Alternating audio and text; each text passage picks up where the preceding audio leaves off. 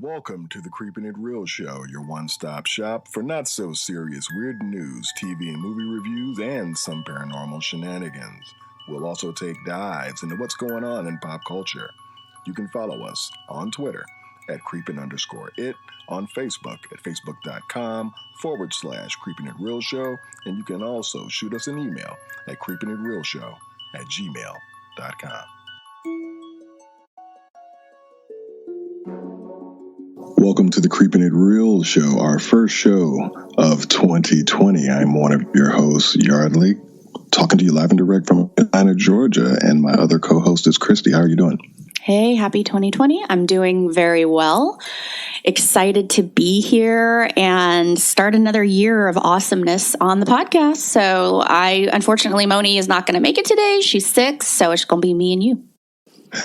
Yeah, well, you know what? We'll definitely carry the torch for Moni. So, 2019 was pretty interesting here in 2020.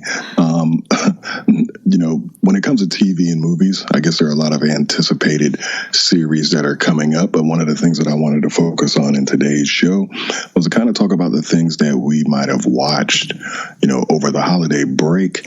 I had an opportunity to watch a few shows. For the most part, I didn't do any traveling. I just kind of, sat around, day drank a lot, and watched TV. But there were a few series that dropped on one of my favorite streaming services, Netflix, that I ended up checking out, including the Dracula series, which dropped fairly recently. So if you are down with that, I'll just go over a show, then I'll pass it to you, and then we'll come back to me, and we'll just do that a few times, and then wrap up. But I kind of want to start it off with one of the series that I watched that I thought was fairly interesting. And like a lot of shows that are produced, whether by Netflix or some of these little kind of off the beaten path shows, a cycle of things that I tend to see when I'm watching these shows is very rare that you can get one that's strong, in the first act, the second act, and the third act, if it's a movie or whatever. But some of these shows, they start off strong, and then how they kind of middle in the middle, like the second act, Fizzle which should be yeah, exactly. And I kind of feel like, obviously, the first act could be a little bit slower. The second act should be where, everything really gets out of control and they have to figure out how to solve it. So some of these Netflix series do suffer from that, but it's never so much, in my opinion, for a lot of the shows that I've watched, that it's really hurt. But I think it is kind of hard to keep people gripped constantly, throughout a program or a series. But there was a series called V-Wars, which is a sci-fi horror type television series, and it came out like around December the 5th on Netflix, and it's based on a graphic novel by Jonathan Mayberry. So in this show, it kind of follows this physician and his best friend, and they end up getting caught up in this crisis of a deadly outbreak that they find out is a combination of climate change and this ancient virus that essentially turns human beings into vampires. Sort of like The Walking Dead. It's one of those things where all hell breaks, and then eventually that it's a battle between human beings and whatever this otherworldly thing is that's going on. But I think that is kind of cool because obviously, unlike zombies, vampires, or at least the liberties that people have taken with them, a vampire can be someone who's just normal, looking and acting, and then they have this thirst for blood. But the cool thing about this series is, now granted, I will say this, like all of the special effects aren't necessarily the best, because they basically, if they show an animal, they try to CGI it, because I guess they didn't have the budget to get some of these trained animals out. So sometimes that looks wanky, but very rarely do they use it, so it doesn't hurt that much. But there are a couple of times where you see like something that's like a wolf, and it makes you cringe because you're like, Yeah, I know what you're talking about. I know what you're talking about. Yeah, and they try to use a lot of tricks, like with the lighting and all of this stuff, to kind of, mask that it might not look as well as they want it. Mm-hmm. But overall, I mean, I thought the series was solid, and if it gets picked up for a second season, I'll definitely check it out. So I don't know if you might have seen it in your queue, but I saw it's definitely it. Something. Yeah, I saw it, but I didn't watch it. So I'm now, and that your synopsis intrigues me. The whole climate change and melting an ancient virus. So much lore about vampires, and now we're all just like, give me a break. You guys were ridiculous back then. Thinking anything and everything was folklore or whatever, and then boom, hey, how about this?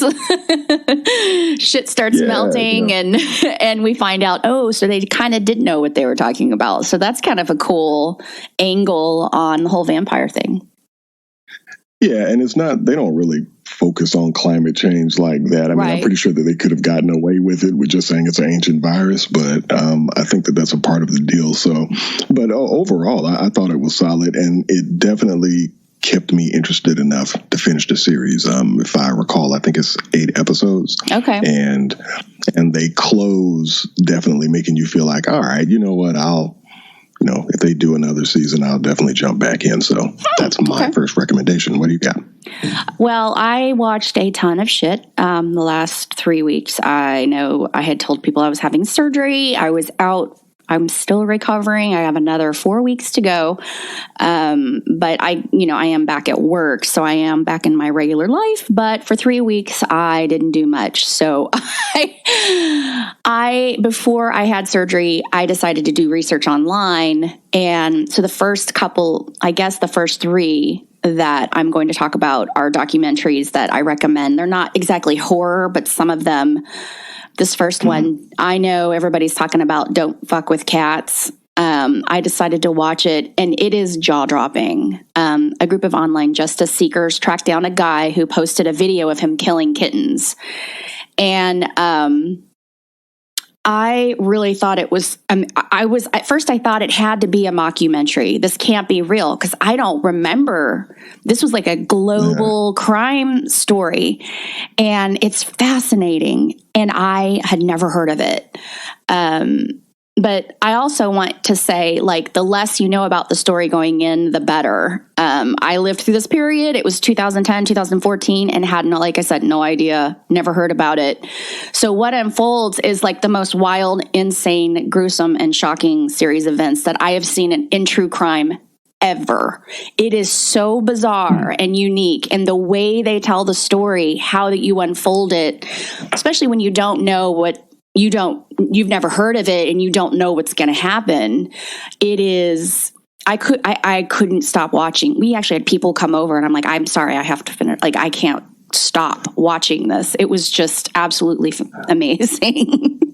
Was this in the United States, or is it in Germany somewhere? It was everywhere. So the guy that's killing the kittens, the people that the online justice seekers are in America, and they're trying to find this guy, and they're looking all over the globe.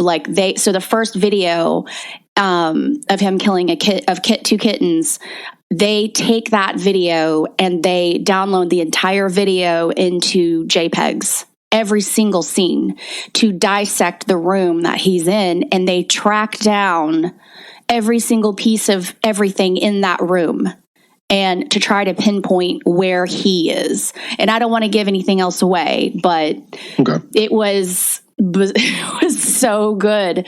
And, their fear of him escalating from kittens to people, and that happens. And just the whole process of them just desperate, nobody's listening to them. This group of people that are trying to find this guy, knowing he's going to escalate. This is a clear case of like a serial killer. And it is just crazy. It was so good. It was by far the best true crime story I've ever seen. And that's on Netflix. So, if you've got Netflix, run to watch that one. It was amazing. Oh, man, well, you've definitely piqued my interest. So I guess it was crazy. I don't even know. Wow. What is it, like an hour and a half, Doc? I don't remember. Hour and a half, 2 hour. Oh, no, it's a series. Right.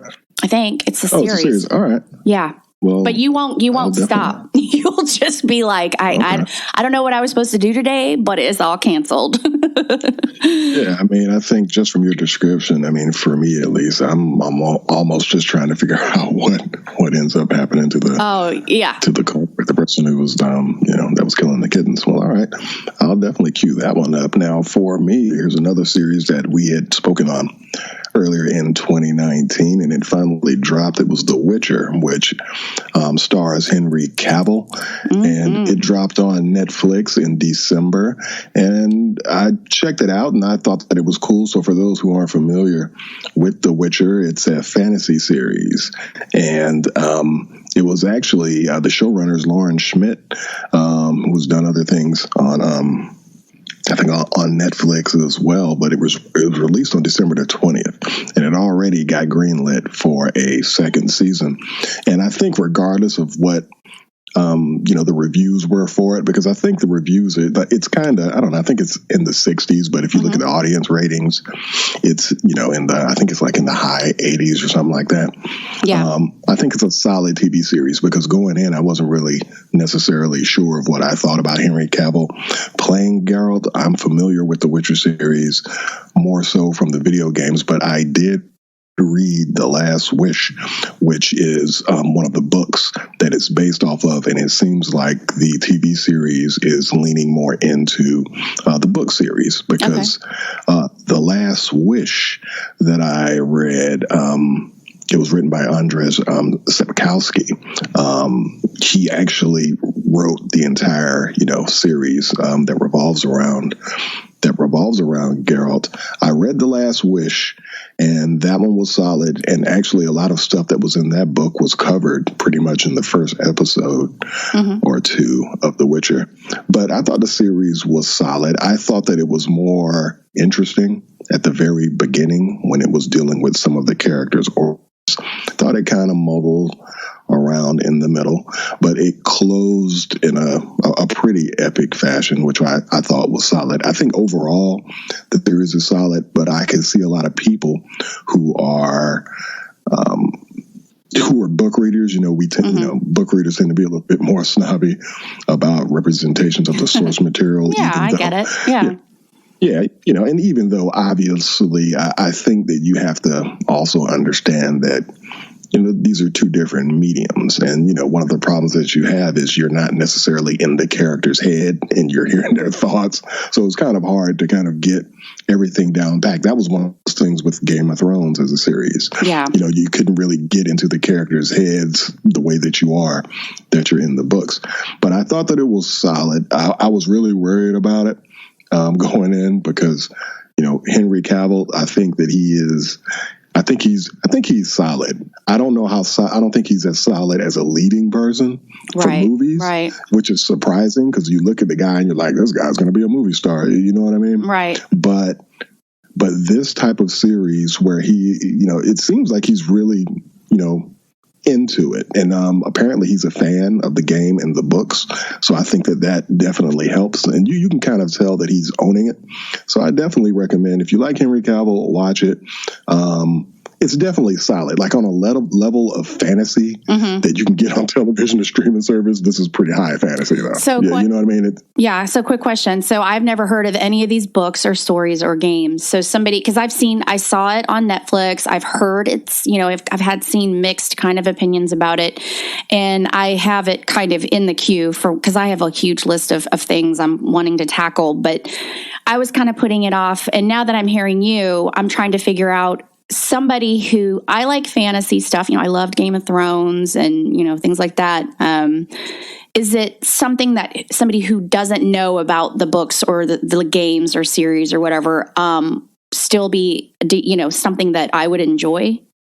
Yeah, I mean, absolutely. It's made more for people like you know what I mean? Right. I mean, the people who make these series, they know that most of their numbers are going to come from people who aren't necessarily tied to the to the source material. Sure, especially on Netflix. I mean? Yeah. Oh, yeah, and just overwhelmingly, just in general, most people aren't reading a book. They're not going to watch a movie and have to do homework to fill in the blanks. I think it's just one of those, if you read the book and the TV series, there's definitely a lot of stuff that you'll say, oh, that's that, or I remember that, or I can't wait to see that. That type of stuff's in it, but it's totally not reliant on you knowing anything about it. And I think one of the reasons why they got Henry Cavill for the role is that he's just a recognizable person that, could, draw people in. So I think it's solid. I mean, I guess I would give it a, I don't know, 7.5. Oh, okay. Well, that's 10. Good. Okay.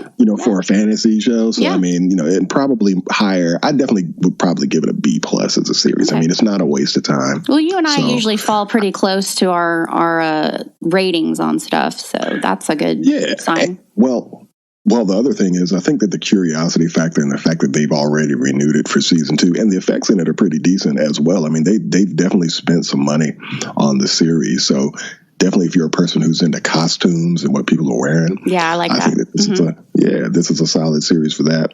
But also, I think that with this series, as much as there's a little bit of a buzz going for it, right? So I don't think that they're in any mood to make it seem like the series would fail.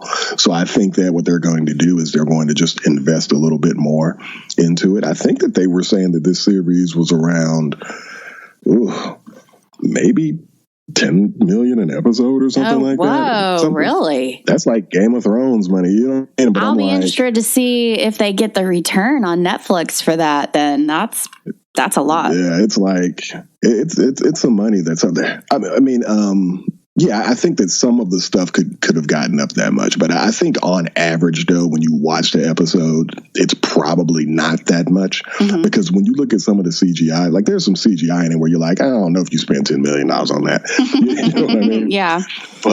But they're not overly. I think what they do is they apply a lot of cheats. It's just one of those things where if the CGI might not be as up to par as you might think, well, you can do a cheat with lighting or different angles of what you're doing or whatever. Yeah. But they've definitely spent some money. That's and good. And the actors and actresses are fairly solid in it. So I think that Netflix, and then of course you have all of these Marvel series that are coming out. Those are definitely going to be in the high end, like around 10 million an episode. But if you're looking at the production value of The Witcher, I could definitely see them spending at minimum like maybe 6 to 8 an episode to start off with. But I think that there's an episode where they might have spent a little bit more, maybe on the high end. But give it a shot, Christy. I think it's worth it. And the episodes are around 52 minutes. Awesome. Well, with that, you're talking about a fantasy series, so I'll talk about a fantasy movie I watched that was only made, the whole entire movie was made for $30,000. It's on Shudder. It's called The Headhunter. And I will tell you, out of everything that I watched on this list that I'm talking about today, it was my absolute favorite. It was so unique, and I just loved it. I loved the ending. I thought it was very original. I really enjoyed it. I had been told to watch it so many times, and I would look at just because I'm such a judgy person when I look at just the picture. Like when I see the cover of what, the poster is or whatever, I'm like, no. And so I moved on from it. And I was reading Bloody Disgusting's wrap up of their top 15 horror movies for 2019. And they had The Headhunter as like number 2. So I was like, okay, on that, I have to, I think his number 1 was, Dr. Sleep maybe or something. But I was like, okay, so now I have to watch this. And it's not very long. It's like an hour and 20 minutes. It's a medieval warrior's gruesome collection of heads is missing only one, the monster that killed his daughter years ago. So I think it's filmed in Norway. The guy's clearly like a Viking kind of warrior. I thought it had really cool landscapes, amazing cinematography, and I'm not going to go into it, and I don't want to build it up because I don't want anybody to be disappointed, but the ending was fantastic. I would really love to see more of these types of dark medieval movies, but with bigger budgets. Because like I said, this one was only $30,000. And I thought with the $30,000, they did great with what they had. It's really small scale, really short. There's just one actor and a couple of flashbacks of his daughter. That's it. And there's hardly any dialogue. And you don't see for the longest time him fighting the monsters. You just see the heads and like his journey and his like daily life. And then he's called to go fight the monsters.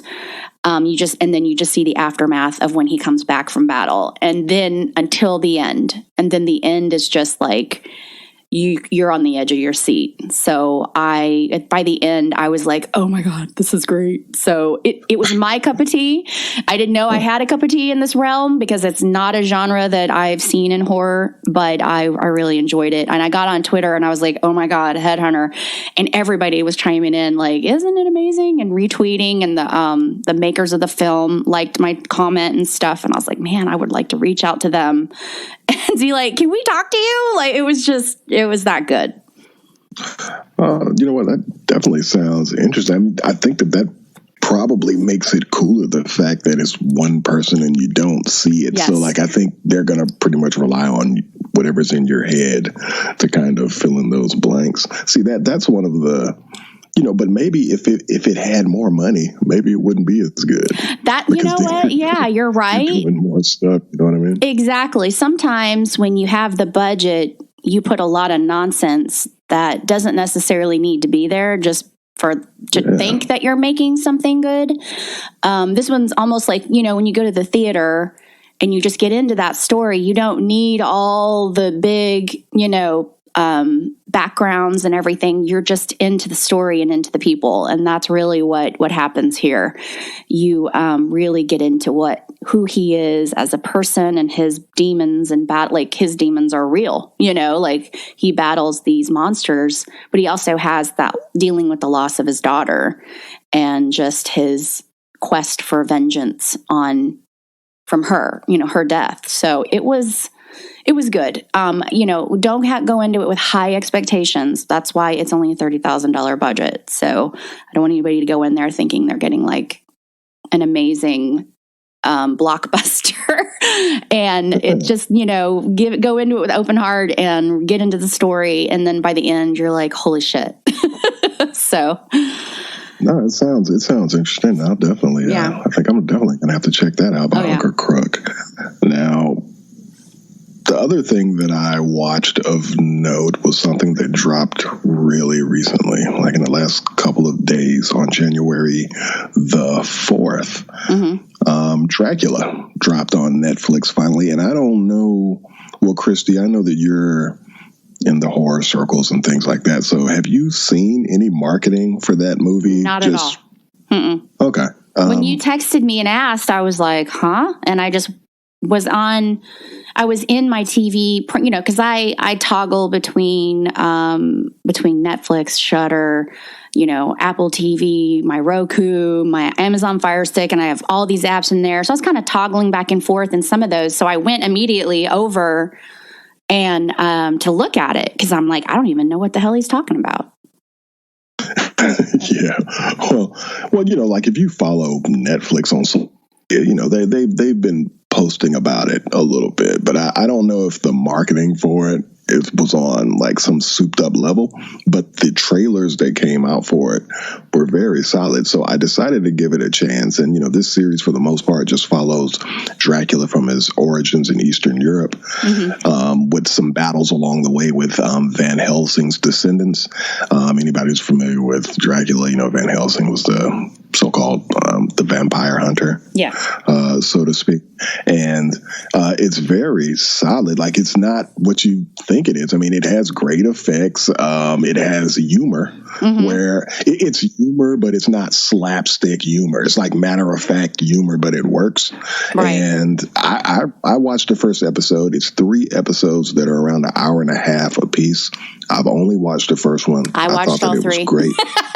Oh, you did? I did. I binged it last night. Yeah. Okay. I loved it. I wanted to, but the playoff games were on last night. You know what I'm saying? So I was like, I'll just have to wait. I had Rick in one room watching the playoff games, and I could just listening to his responses from the other room could hear what pretty much, because I knew who he wanted to win, so I could pretty much judge am I interested? And so I did get up for the Bills Texans game because we were wanting the Bills to win, to watch some of that, and so I paused the show, but then once it got into overtime, and I think it got close that the Texans were about to score, so I was like, and I walked back in the other room. I was like, I can see the writing on the wall here. But I watched all three. I will tell you, I'm not going to give away how it, evolves. The story evolves. It evolves drastically from episode 2 to episode 3. I absolutely loved the first 2 episodes. I love Agatha Van Helsing. I thought she was badass, and she's a nun, so it's like, she's fantastic. And I love Dracula. He's hysterical. Like, you want to he's so awful and so self-depreciating and so cocky that you don't want to like him, but you end up liking him just because whoever is his playing him is fantastic.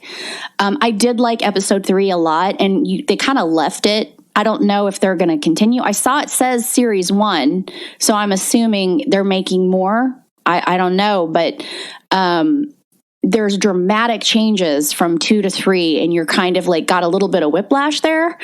Yeah. And I still really, really liked the story. And I'm not going to say why I thought the third one was good, but not as good as the first 2, because I don't want to give away anything. But it was really good. I really enjoyed it. I love these period pieces like this where,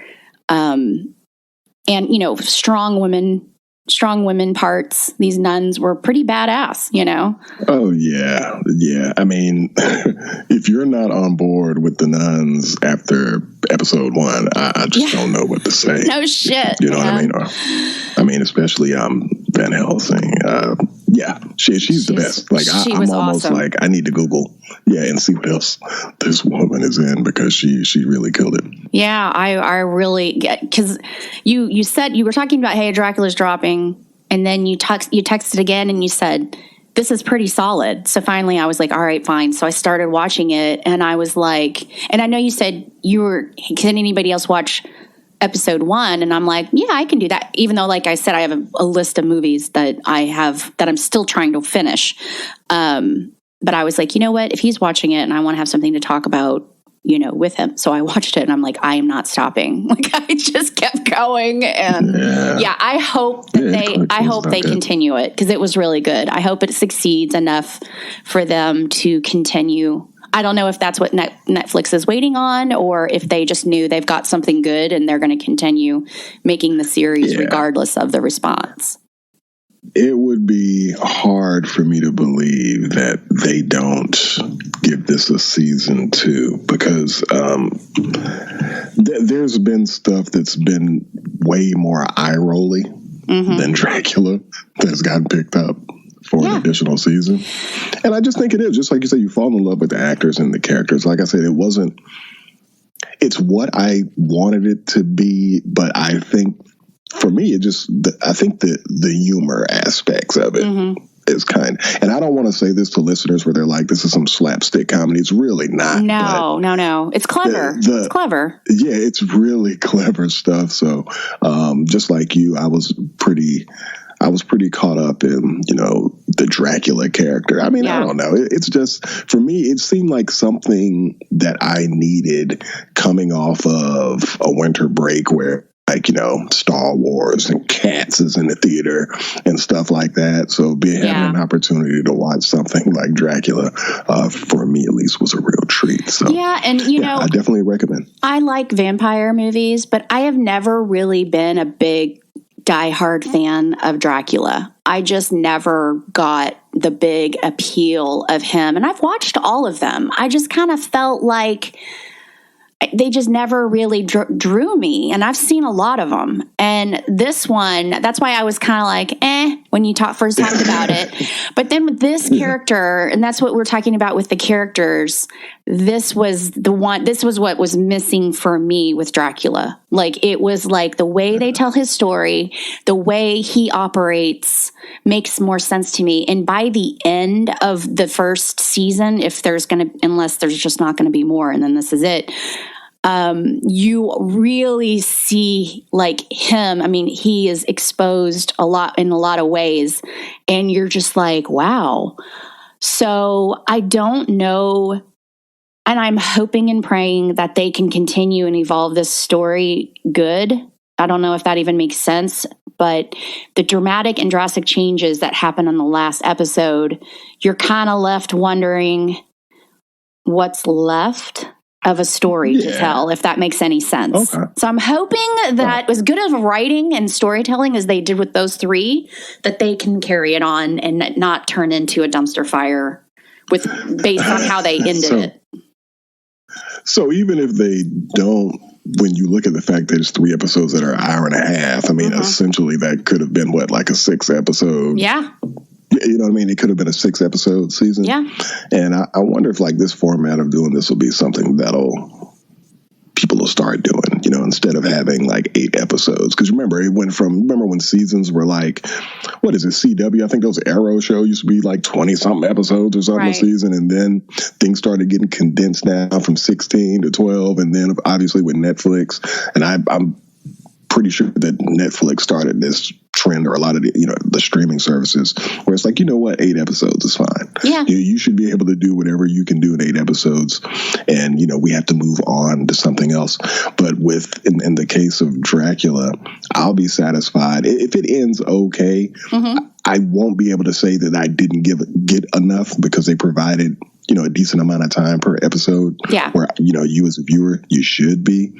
But also for me, like as far as Dracula's concerned, like you, I wasn't really into vampires like that, even though I had seen movies, a few Dracula movies, and obviously there's been movies about vampires. Definitely a lot, probably over the last 17 years. Well, I love 40 Days of Night. Like, I love those kinds of vampire movies. Yeah, but I think like nowadays, the type of vampire that Dracula is probably isn't the type of vampire that would draw people into movies. Like when you have Blade and like those vampires, I think that's what people want. Like, you want to see vampires doing, a bunch of crazy stuff and a little bit more high octane stuff. But, when you're dealing with this type of a Dracula, it's a little bit more laid back and suspenseful, which I can appreciate. Yeah. You know what I mean? So, so once again, it's really good to hear you say that, at least it's decent closing out. And, I look forward to finishing up the series. And maybe once all of us have seen it, maybe we'll do an in-depth discussion on it. Absolutely. I hope, I'll be curious to see what your reaction is on episode 3 and just what happens in episode 3. And for me, real quick, I'll say it makes sense that Netflix is moving towards smaller, longer episodes, because that keeps people watching for a longer amount of time. I mean, if you're watching a 30 or an hour episode, you stop and you have the opportunity to move on with your life and go do something else. If it's an hour and a half, and each hour and a half episode is almost like its own mini movie. Yes, it's the same characters, but they are all telling a different story. And so you almost feel like the first one, you just watched a movie. So they really hook you in, and they're hour and a half episodes. You've committed that much of your day if you watch all of them like I did. So, I mean, it makes sense that they would lengthen the episodes and cut them down in amounts. So, well, I know that we are going to draw close pretty quickly, but I want to go down these really quick, if that's okay. I'll just kind of give you my no, maybe. Yeah. Go ahead. Two other documentaries that I watched that I thought were noteworthy is one, and but all of three of these are on Netflix. Netflix has the best documentaries. I just want to throw that out there. You guys give them a chance. So, excuse me. The other one I watched is God Knows Where I Am, and it's not necessarily horror, but through diary entries, this documentary follows the life and death of a homeless woman, Linda Bishop, and her struggles with starvation, sanity, and God. So she was mentally ill. She had schizophrenia, and the mental institution just upped and released her without telling her family, because by law they didn't have to. But I'm just kind of like, really? Like, shouldn't you have let them know? She holds up into a abandoned farmhouse, not really abandoned, but it was like a family farmhouse that nobody lived in, and basically lives on water and apples for like 4 months. And they finally find her body. And when they find her body, they find an entire journal that she wrote in every day. And you just get to see, and as her journal progresses, you pull the family members in and they interview some of the doctors and everything and her friends. So as she's talking through the journal, you're also hearing and learning about her past and her family and friendship experiences. And then all of a sudden her mental illness hits. So I know you always hear these opinions of, well, where was her family? And to that, look, I have a mentally ill mother.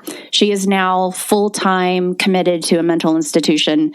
She should have been a long time ago. She's only been probably for the last 5 years. And I will say, as defending her family, is you have no idea what it's like to fight for a mentally ill family member. They won't take their medication. They won't get help. You try to get them help, but if they don't think they're sick, they still have rights by law, and your hands are tied. So you can't help them no matter how much you want to. And this movie, it's heartbreaking, but it's a perfect example of when you see a school, gunned down and the guy is mentally ill and people are blaming the parents. Yes, I think sometimes parents are clueless and they don't invest in understanding or, keeping guns from these people, at least. Like, if they go out and they get one and it's not from your house, you did what you could do. But there is absolutely nothing that can be done if somebody is severely mentally ill and the law is not on your side. Like, sometimes it is, sometimes it's not. So it's a really good in-depth look of mental illness and how much we need to, as a country, work on the procedures and care for these people. So I recommend it. God Knows Where I Am is the name of that one. Then this was a really bizarre kind of, I don't even know how to explain it. It's called Voyeur, and it's documentary. This guy, Gay Talese, he's apparently a bigwig writer, reporter in New York. He's old, like 85 or something. And this is kind of his last hurrah story. He investigates Gerald Foos, a Colorado motel owner who spies on his guests. Using a carefully constructed platform in the motel's attic, Foos documents his guests' most private moments, from the mundane to the shocking. You want to hate Gerald Foos, but you can't hate him. He's very open about how he's a voyeur and what led him to that kink, and you feel violated and you think of all the times you've been in a hotel and going, holy crap. But you also are just kind of fascinated with his psyche as well. And he's giving all this information to Gay to write a story in a newspaper.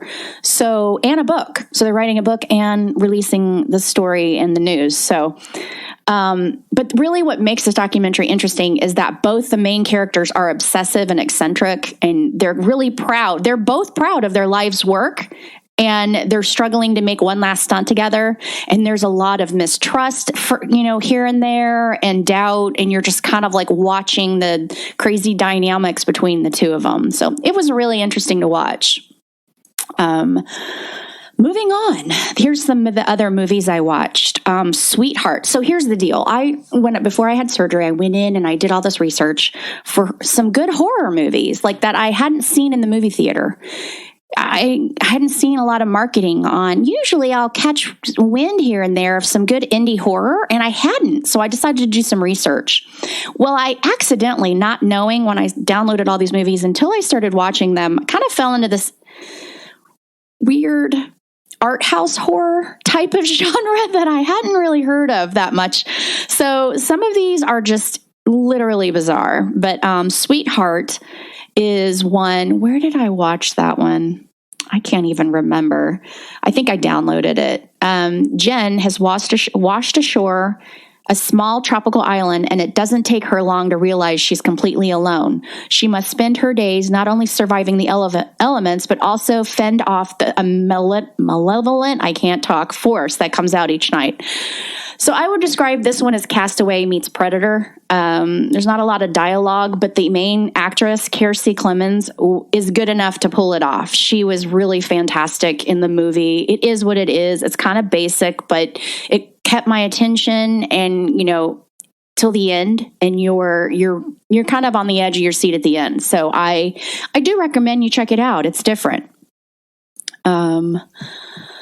Spring, a young man in personal tailspin flees from U.S. to Italy, where he sparks up a romance with a woman harboring a dark primordial secret.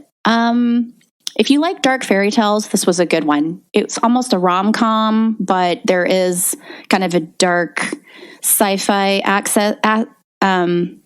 aspect to it. So worth a watch if you enjoy that kind of stuff. It's not scary. It's more of, I wouldn't compare it to, what is that movie called that with the guy he's like a sea monster and she falls in love with him. She's like the cleaning lady.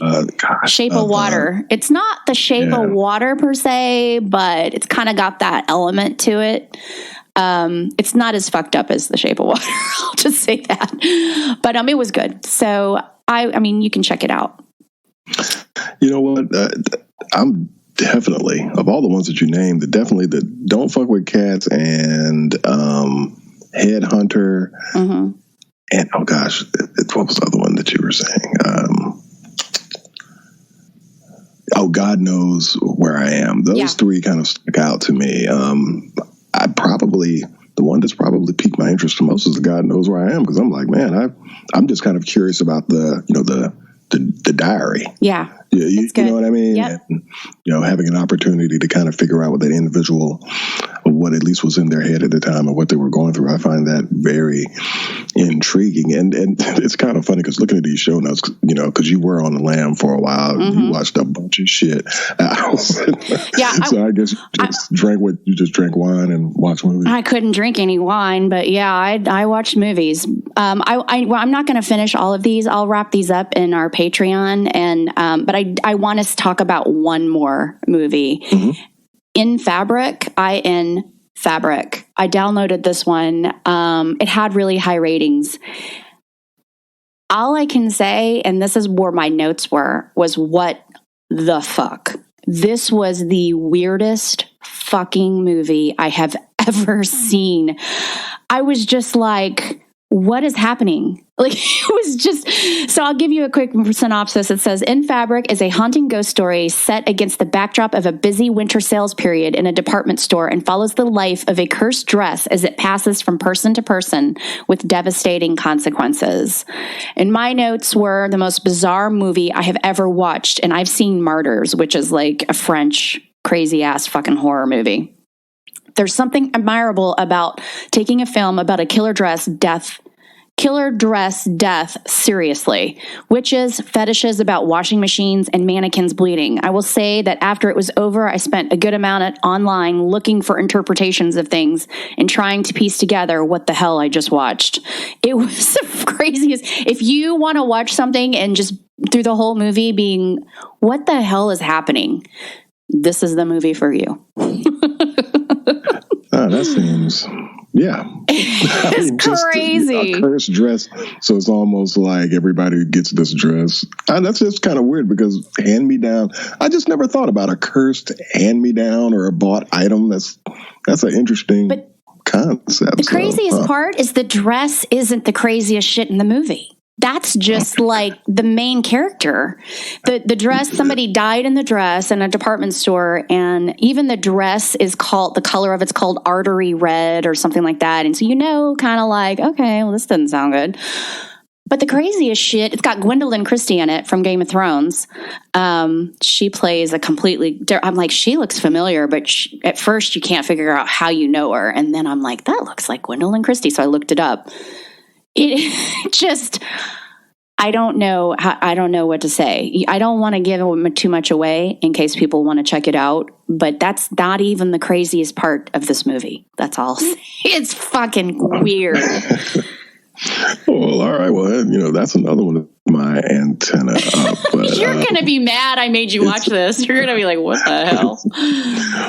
But you know what? Definitely getting back into podcasting and doing this show after a pretty decent break. We all made it another year. I look forward to everything that we're going to do in 2020. Yeah. There's definitely lots of movies and entertainment that's going to keep us busy, as well as I know the world in itself will give us an opportunity to talk more about horror and paranormal things. I just have a feeling that this year, more than anything else, is probably going to serve us up a whole lot of content. So I definitely look forward to providing our opinions and our reviews on movies going forward with you and Moni, and to all of the creepers who stuck with us over the last year. We definitely appreciate it. And just like last year, we're always interested in your feedback and you sliding into the DMs and telling us your stories or giving us recommendations for things to watch. We're definitely going to continue kind of being with the people, so to speak, on that front. Let us know the things that you want to hear about, and it'll give us a little bit of a clearer path of the way that we want to adjust the show going forward. We definitely have a plan, but we want to make sure that your voices are heard as well. So if there's anything else, Christy? No, I don't have anything. Moni's show, I'm not going to announce it because I can't remember. It's a true crime, very close to her heart. She has spent this last month researching, interviewing people, and getting experiences down and updates from a murder that happened in San Diego. I believe it was about 5 to 6 years ago. And she's been working her butt off on that. It's going to be a 2-part series. So that's what we have coming up next. But I don't remember the name of it. I'm sorry. I've gone through so much information on this show. It's completely skipped my mind. But yeah, so we'll have something really good to look forward to. Well, that's what's up. And you can follow me, Creepers, on social media, on Twitter at militant_marker. Christy, how can they find you? I am on Twitter at creepin_it, and then on Instagram at creepinatchristy. And that's it. Well, that's what's up. Well, until next time, Creepers, keep it real.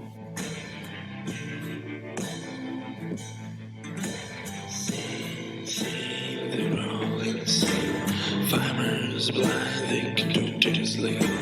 And Cincinnati jacket and a sand like that. Carrying on the wind away, the bottle full of rain.